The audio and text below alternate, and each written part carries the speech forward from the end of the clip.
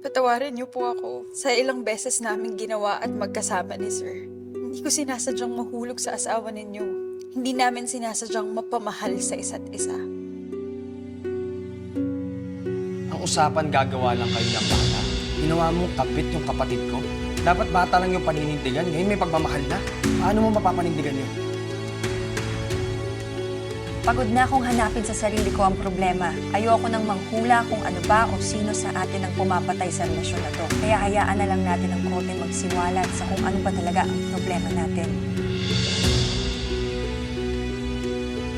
Handa akong itago ang katotohanan para walang sagabal sa pag-abot ng pangarap natin. Akala ko, anak ang kukumpleto sa atin. Pero yun pa pala mismo ang magpapahiwalay at wawasak sa atin.